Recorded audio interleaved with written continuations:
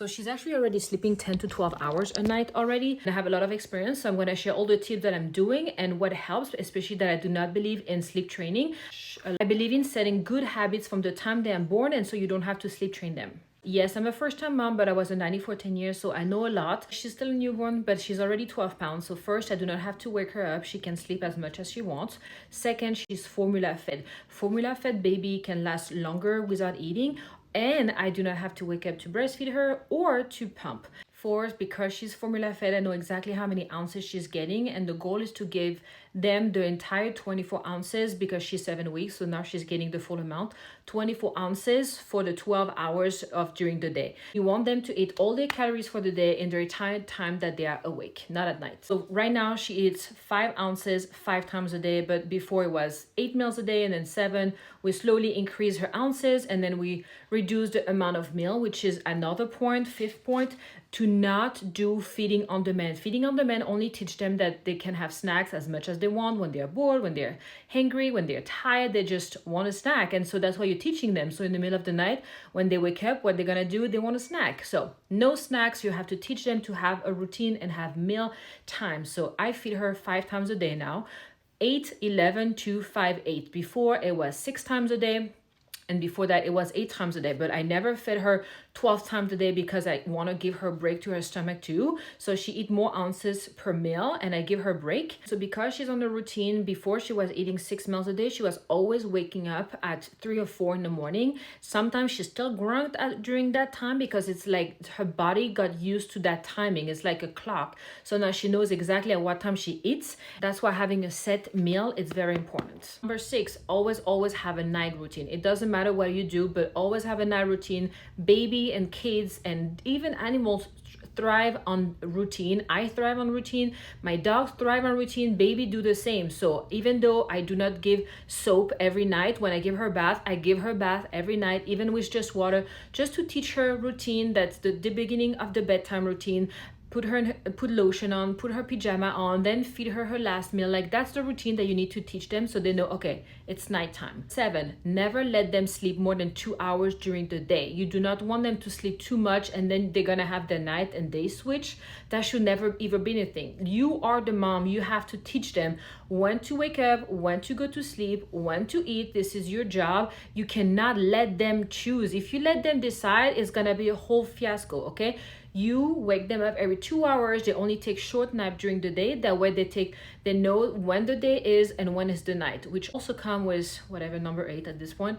Always same thing with the morning. When the day comes, I open all the blinds, I open everything, I say good morning to her thing, like the same kind of routine where to teach her body and her circadian rhythm that it's daytime. And so she knows when it's nighttime, it's completely dark. There's no light in the room. There's no noise. During the day when she takes nap, like right now, there's light. During the day when she naps in her bassinet, there's light. I leave a little bit of light so she understands that it's nap time. And so she understands the difference between daytime and nighttime, and like when she has to sleep fully as much as possible and when she does not have to sleep for 7 hours. Talking about naps, the last nap of the day, so after 5 p.m., after her forced meal, I do not let her take a big nap, like not an hour and a half or 2 hours. I do on purpose to not put her to sleep. I put her either in a carrier or in the bassinet, and I go on a walk, and she will take a quick nap, like 20 minutes, 30 minutes. And so she's really tired when it comes to go to bedtime after her 5th meal because she didn't get a 2-hour nap. Lastly, there's one thing that I do because she does have some gas issues, so I give her grape water, but I give her the nighttime grape water. I'll insert a picture here. It has chamomile, passion flower, and whatever else, which is like thing that helps you calm down. Like for us, like if you want to drink chamomile tea. So I give her that at night, same thing after her whole feeding. That's what I give her in her mouth, so it's part of her nighttime routine. It helps with gas. She does not speed up that way. She's less fussy, and hopefully that also calm her down. Maybe it's just a placebo effect, but I've been giving it to her every night. So take it or leave it. Lastly, I think this is something that I did unconsciously, but because I'm so tired at night, because I do not have to wake her up, I let her wake us up, right? When she started before, like 3 weeks ago, she will still cry in the middle of the night. That will wake me up, right? I was like, okay, she's hungry. So I was giving her 3 to 4 ounces, which is less than what she's getting during the day. but also you start to lower that amount. And then what I notice is instead of like crying and screaming for food, she just grunt because it's the time that she has her food, like 3:30 a.m. every night, but she doesn't scream. She goes back to sleep. Like I unconsciously let her go back to sleep because I'm tired, I'm sleeping next to her, and if she's not crying, I'm just going back to sleep myself. So she has been going back to sleep herself because it's like a habit, but it's not like a real hunger, if that makes sense. And so she's creating that habit by herself, and I'm helping her create the habit of like, okay, it's just it's just nighttime, you do not need a meal. And so I put back her binky in her mouth and she goes back to sleep. For that, when she was 4 or 5 weeks old, I will put the binky back and it will not work, and then she will start screaming, so I will give her a bottle.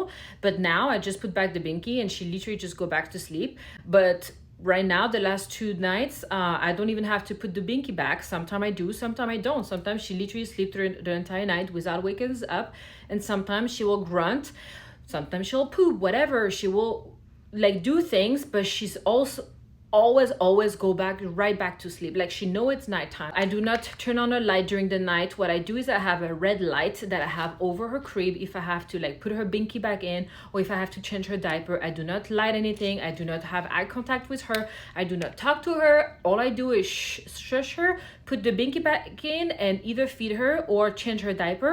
But now that I'm not feeding her, I just put the binky back in, or I change her diaper if she pooped. If she pees, no, but if she poops, I do. And that's it. She's still asleep when I'm doing it. She goes back to sleep because she knows it's nighttime, if that makes sense. So every baby is different. So please do not feel bad if your baby is still not sleeping through the night. Even toddlers still wake up in the middle of the night. So every baby is different, but she's also a very good baby, easy baby, and she loves to sleep. But I truly believe that it's all about habit. And obviously if you have an easy baby, but it's all about what you are teaching you baby from the get-go.